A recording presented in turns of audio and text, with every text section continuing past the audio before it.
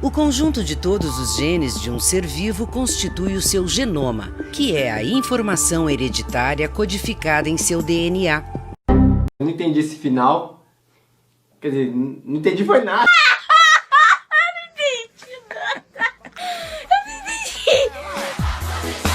Vai ver se fala, por favor. Que já tem até uma íngua. Olá, esse é um canal para você que ama biologia e também para você que odeia. Eu sou o professor Renan e você está no fantástico mundo da biologia.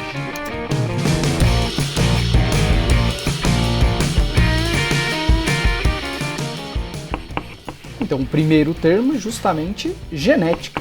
A genética é a área da biologia que estuda a transmissão do material genético ao longo das gerações, a natureza química desse material e o seu modo de ação.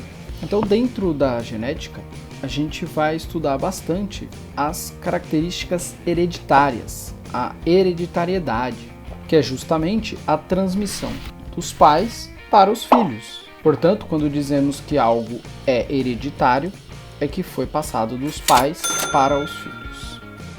Uma outra palavrinha que aparece bastante é congênito ou congênita, que significa desde o nascimento ou mesmo antes do nascimento. Então, quando a gente fala que uma pessoa tem uma característica congênita, ela já nasce com aquela característica, que pode ser genética ou não. Por exemplo, a sífilis congênita é uma doença que o bebê nasce com ela, mas não é genética, e sim provocada por uma bactéria. Ao mesmo tempo que a gente tem a síndrome de Down, que a criança já nasce com essa característica genética. E aí apareceu então uma outra palavrinha, que é síndrome. Cuidado para não confundir síndrome com doença, tá? São termos diferentes. Uma doença está relacionada a sintomas específicos. Ela é uma mudança no estado de saúde do indivíduo. Enquanto a síndrome ela é um conjunto de sintomas e sinais clínicos. Portanto, ela não é uma doença, mas sim uma condição médica. A síndrome ela pode, por exemplo, ser em decorrência de uma alteração genética, como a síndrome de Down, em que há uma alteração no genótipo do indivíduo, resultando em alguns fenótipos característicos dessa síndrome. O genótipo é o conjunto de genes de um indivíduo, podendo se referir tanto ao total de genes de um indivíduo, todos os genes de um indivíduo, como um par de alelos em específico. Enquanto o fenótipo é a característica como ela se manifesta, como ela se expressa. Por exemplo, a cor da nossa pele, a cor de uma planta, a cor da ervilha, que é bastante usada em genética, ela pode ser verde ou amarela.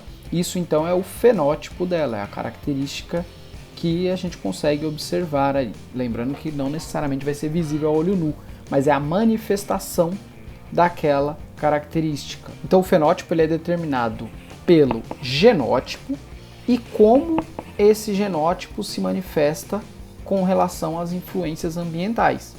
Então, costuma-se dizer que fenótipo seria o genótipo mais a influência do meio ambiente. Mas o que é o gene? O gene é a menor parte do DNA capaz de expressar uma informação. Ou seja, o DNA ele não é um sinônimo de gene. O DNA ele contém diversos genes. Então, cada porção do DNA capaz de resultar numa informação é chamada de gene. O local específico onde um gene se encontra é chamado de locus gênico. E o gene pode apresentar vários alelos. Então, os alelos são as variações presentes nesse gene. No caso clássico da primeira lei de Mendel, a gente vai ver justamente a dominância e recessividade entre esses alelos. Então a gente tem, no caso de dominância e recessividade, dois tipos de alelo. O alelo dominante, que determina o mesmo fenótipo, tanto em homozigose quanto em heterozigose, e o alelo recessivo, que só se expressa quando está em homozigose, ou quando não há a presença de um alelo dominante para aquele gene. E a gente representa o alelo dominante pela letra maiúscula e o alelo recessivo pela letra minúscula. Quando o indivíduo apresenta alelos iguais, ele é chamado de homozigoto. Quando ele apresenta alelos diferentes, ele é chamado de heterozigoto. Então, por exemplo, um azão. Azão é um homozigoto dominante. Um azinho também é um homozigoto, mas é um homozigoto recessivo, que quando apresenta tanto o alelo dominante quanto o alelo recessivo, a gente tem um heterozigoto. Portanto, quando os alelos são diferentes, eles são heterozigotos. Existem genes que eles têm 2 tipos de alelos apenas. E aí eles são representados, por exemplo, por azão e azinho, quando a gente tem uma relação de dominância e recessividade. Mas existem alguns genes que eles apresentam mais do que 2 variações. E aí a gente chama isso de polialelia, ou seja, vários alelos. Um caso clássico de polialelia é justamente o tipo sanguíneo, tipo A, B, AB e O, em que o gene I apresenta 3 alelos diferentes, o Izão A, Izão B e o Izinho. Com certeza você já ouviu falar em Projeto Genoma Humano.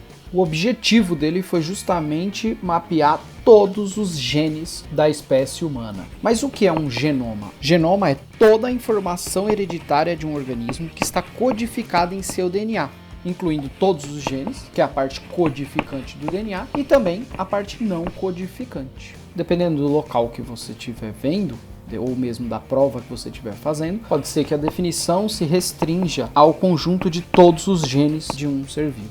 Uma célula ela pode conter apenas uma cópia do seu DNA, então ela é chamada de haploide. Existem células, como as nossas, que são diploides. Portanto, elas vão apresentar 2 cópias do DNA, uma que veio da mãe e a outra que veio do pai. Portanto, os genes eles vão se apresentar aos pares, por isso que a gente vai falar então em pares de genes. E existem células que apresentam mais do que 2 cópias, e aí então é um caso de poliploidia, quando a gente tem então um indivíduo poliploide com várias cópias. Se ele tiver 3 cópias, ele é um indivíduo triploide. Se ele tiver 4, ele é tetraploide. Acima disso, a gente costuma dizer poliploide. Então, quando a gente pega o caso da nossa espécie, o nosso DNA está fragmentado em pedaços menores, que são os cromossomos. Como nós somos diploides, o nosso DNA tem 23 pares de cromossomos, totalizando 46, sendo que 22 pares são chamados de cromossomos autossômicos, que são comuns tanto entre os homens quanto entre as mulheres, e um par sexual, ou cromossomos sexuais. A mulher possui 2 cromossomos X e, no caso do homem, possui um cromossomo X e um cromossomo Y. Os 2 cromossomos de um par são conhecidos como cromossomos homólogos. Então, se a gente pega, por exemplo, o par 1 de cromossomo, eles são homólogos, porque os mesmos genes que são encontrados em um dos cromossomos, a gente também encontra no outro. Não necessariamente eles vão carregar os mesmos alelos, mas o seu pai mandou um cromossomo 1 para você e sua mãe mandou um cromossomo 1 também para você. Então, esses 2 cromossomos são chamados de cromossomos homólogos. Se eu pego o cromossomo 1 que minha mãe mandou e o cromossomo 2 que minha mãe mandou, esses 2 cromossomos eles são chamados de cromossomos não homólogos, porque os genes que tem no cromossomo 1 eles não estão presentes no cromossomo 2 e vice-versa. Cada uma das fitas do cromossomo podem ser chamadas de cromátides. Quando a gente tem um cromossomo duplicado, cada uma das cromátides elas são exatamente idênticas, são clones. Então, elas são chamadas de cromátides irmãs. Basicamente por hoje é isso. E se você gostou, não esqueça de deixar aí o seu comentário, dê o seu like e ajude a divulgar o canal. Sucesso!